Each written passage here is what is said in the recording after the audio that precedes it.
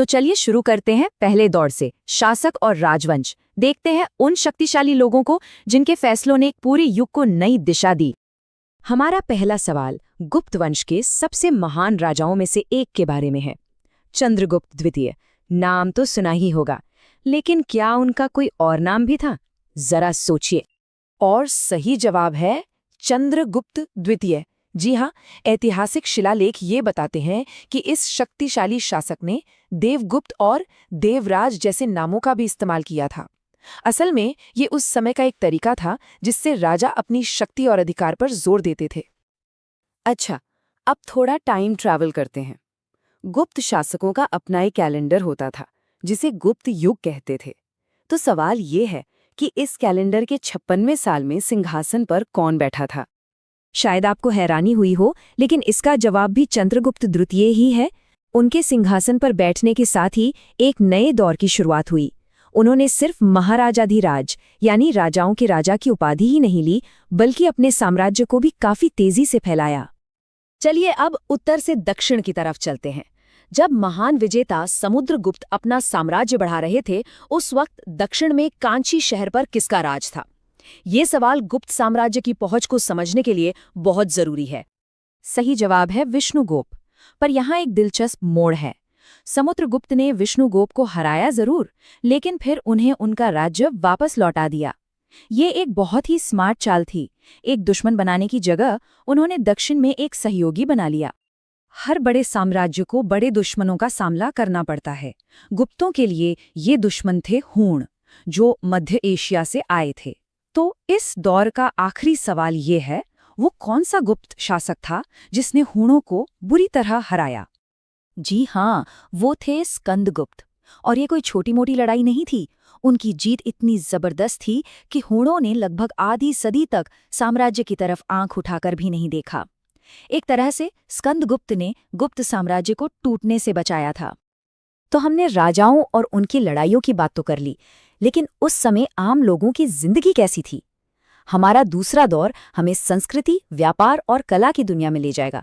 तो चलिए गुप्त साम्राज्य के दिल में झांकते हैं। किसी भी साम्राज्य की दौलत का अंदाजा उसके सोने से लगाया जा सकता था, और गुप्त काल तो अपने शानदार सोने के सिक्कों के लिए जाना ही जाता था। तो सवाल ये है कि पुरातत्वविदों को इन सिक्कों का सबसे बड़ा खजाना कहाँ मिला? इसका जवाब है बयाना ढेर। और जरा इस नंबर को देखिए, 1821 सोने के सिक्के। सोचिए, एक ही जगह पर इतने सारे सिक्के मिलना कितनी बड़ी बात है। ये खोज हमें गुप्त साम्राज्य की बेहिसाब दौलत की एक झलक देती है। अब जरा कला पर नजर डालते हैं। इस युग में मूर्ति कला की एक बहुत ही अनोखी शैली विकसित हुई, जिसे लोकार्क कहते थे।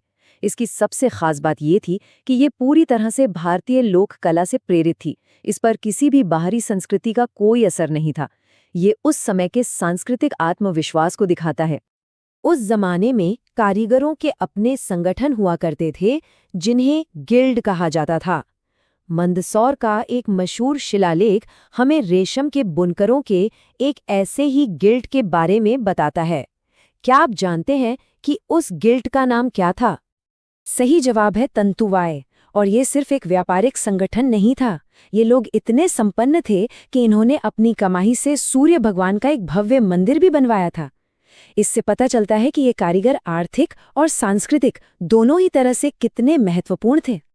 किसी भी अर्थव्यवस्था को समझने के लिए हमें उसकी भाषा समझनी पड़ती है। यहाँ दो जरूरी शब्द हैं, निवर्तन, जो जमीन नापने की एक इकाई थी, और दिनार, जो उनके सोने के सिक्कों का नाम था।